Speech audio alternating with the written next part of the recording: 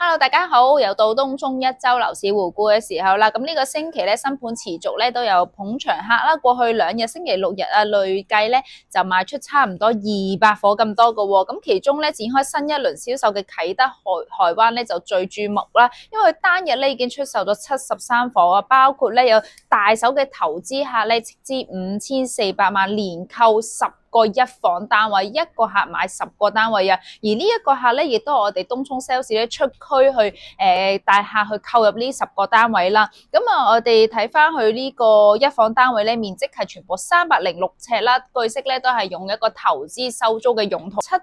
折實價錢咧由423萬6啦，去到913萬6咁多嘅。咁我哋睇翻咧發展商由信置資本測量同埋港鐵去做嘅。咁我睇翻柏景峰呢個資料先啦。咁佢位處於高雅里8號啦，距離呢個港鐵油塘站咧大概係6分鐘嘅步程嘅啫，非常之近嗰個地鐵站啦。咁項目咧預計喺2027年嘅6月入伙啦，留花期大約係19個月㗎。咁其實如果大家咧對呢個樓盤有興趣咧，想示範參觀呢個示範單位咧，你都可以聯絡我東涌美事 Cindy 去睇啦，或者去入飛嘅。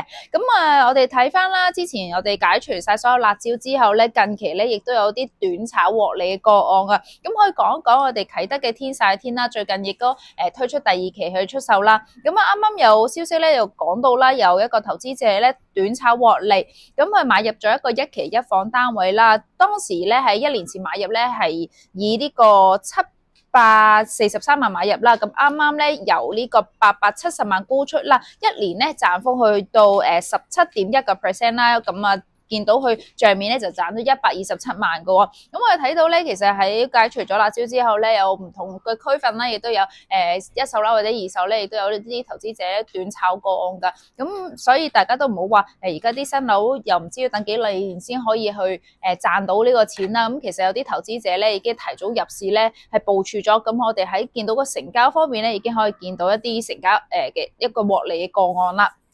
好，咁我哋睇翻我哋東涌二手嘅資料狀況啦。咁我哋睇翻啦，11月10號去到16號咧，一共成交咗19宗嘅二手成交啦，亦都係個唔錯嘅成績㗎。咁我哋睇翻禮拜6日咧就成交咗7宗嘅，咁當中影灣園有5宗啦，藍天海岸3宗，東堤灣畔3宗，海堤灣畔1宗，影安紅1宗，星匯1宗，水南天岸1宗，另外呢個裕泰苑咧都有4宗㗎喎。咁我哋睇翻每個屋苑嘅單位成交狀況啦。咁我哋最值得大家同大家提嘅咧就係當中咧就係影灣園嘅8座極高層一個 H 室單位，成交價錢簡直係震撼市場啦。咁我哋睇翻啦，係位處於8座高層 H 室，實用面積904尺咧，成交價錢係1080萬啊，為翻尺價11947蚊尺。咁我哋睇翻咧，啱啱喺10日前咧，亦都有個8座嘅相類似嘅單位成交啦，位處於中高層嘅 A 室，咁佢實用面積咧係細少少嘅啫，893尺。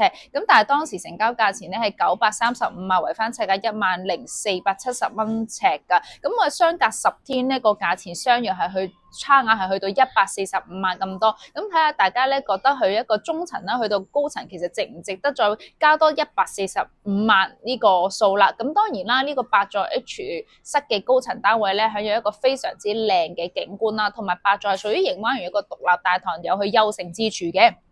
咁我哋睇翻啦，原業主咧喺2020年係1000萬買入啦，帳面係賺咗80萬嘅。跟住落嚟咧，就同大家分享一個兩房成交啦，位處於影灣園嘅7座高層 E 室。咁呢個單位我記得喺市場上面咧，亦都唔係放咗好耐，好短時間就已經出售咗啦。咁睇翻呢個單位咧，實用面積544尺啦，成交價錢542萬，為翻尺價9963蚊尺。原業主咧2010年以282萬5買入，帳面增值咗259萬5嘅。跟住落嚟咧就係一個望翻山景嘅3房成交，位處6座高層 D 室啊。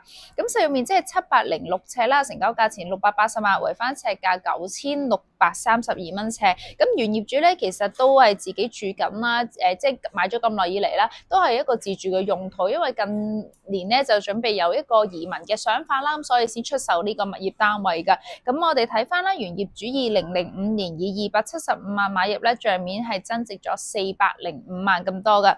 咁啊，另外一宗就係位處於16座最新一期嘅 G 室單位啊，位處於中層嘅。咁呢個單位咧，實用面積係尺，成交價錢7638800啊。尾數88咁啊，好好嘅意頭數字啦。咁啊睇翻咧，尺價為翻10104蚊尺。咁原業主原業主喺2007年以307萬6買入，帳面增值咗456萬2。另外一宗咧，大三房成交咧，位處7座嘅中層 H 室啊。咁其實呢個單位咧，成交價錢係比起我哋最近嘅成交價錢為低啦，因為呢個係一個大新嘅銀主盤嚟㗎，位處於7座中層 H 室，實用面積899尺，成交價錢唔使900萬啦，860萬1。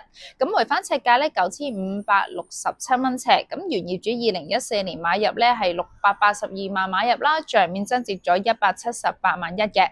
跟住落嚟咧就同大家分享藍天海岸嘅成交啦。藍天海岸呢個星期有一個1房、1個2房、1個3房嘅成交啊。講咗3房嘅成交先啦，位處於3座高層 A 室，實用面積781尺，成交價錢830萬，為翻尺價10627蚊尺。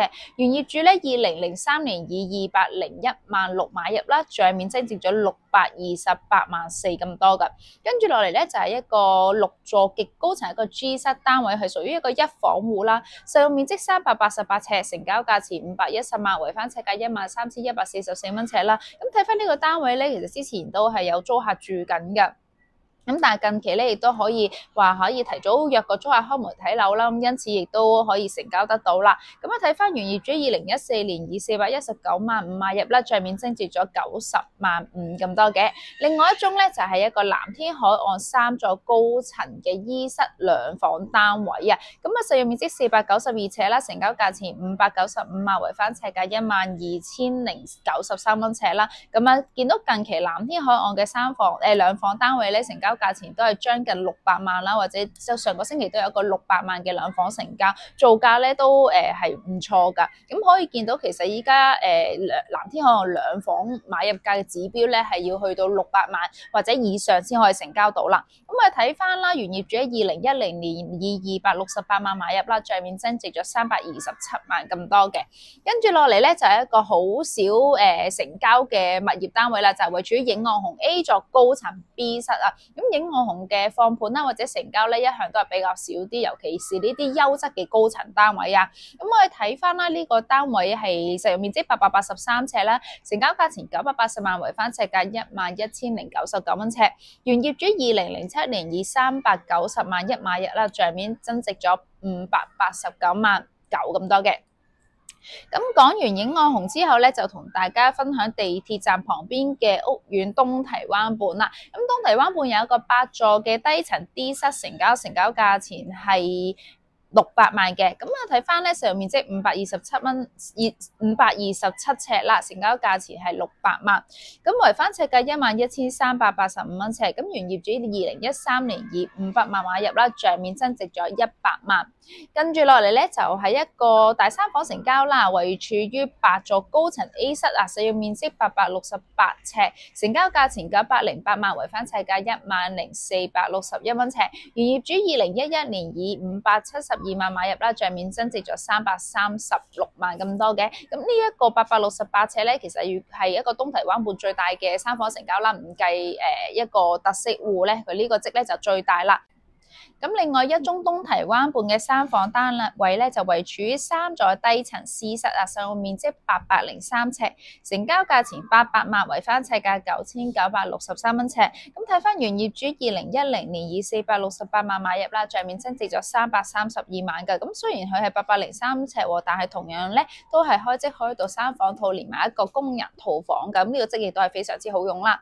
咁之後跟住落嚟咧，就同大家分享埋海堤灣畔2房成交。位處1座低層 D 室啊，實用面積506尺啦，成交價錢590萬，為翻尺價11660蚊尺。咁原業主咧2002年以170萬9買入啦，帳面增值咗419萬1㗎。咁我哋睇翻啦，海堤灣畔嘅2房咧，如果最近低層仲要係一個細則506尺嘅2房嚟講咧，如果成交價去到590萬咧，見到都係比起最近嘅成交價錢為高咁，一個好唔錯嘅成績啦。咁跟住落嚟咧，就同大家分享埋呢個星匯嘅成交啦。星匯嘅單位成交都係一個兩房戶，位處於7座嘅中層 D 室啊，就面積671尺，成交價錢740萬，圍翻尺價11028蚊尺。咁見到原業主咧，2019年以600萬買入啦，帳面增值咗140萬咁多嘅。咁呢個星期咧，其實都有一個大積成交，位處於水藍天屋仔成交。咁水藍天咧，佢實用面積係1717尺啦，咁佢個開則咧係由3房套有工人房啦，亦都包含咗2個車位嘅喎。咁我睇翻成交價錢2420萬啦，圍翻尺價14094蚊尺㗎。咁睇翻啦，原業主喺2008年啦，以呢個2150萬而買入啦，帳面係增值咗269萬8㗎。咁其實水藍天個單位啦，尺數1717尺啦，咁其實內籠嘅位置咧就唔及呢個海柏明帝大啦，咁但係咧佢嘅花園咧都會比起海柏明帝嘅花園大啦。佢呢一個屋仔成交嚟講咧，佢花園有765尺啦，咁天台亦都有700幾尺咁多噶。咁如果話中意種嘢啊，或者有中意養寵物嘅朋友仔咧，咁比較有個大花園咧，亦都會開心啲嘅。咁我哋呢個星期咧分享去到呢度啦，咁我哋下星期再同大家分享更加多嘅資訊啦。同時地，如果大家想查詢一啲一手或者二手市場嘅樓盤資料咧，亦都可以隨時打電話俾我，Cecilia。咁我哋下星期再見啦，拜拜。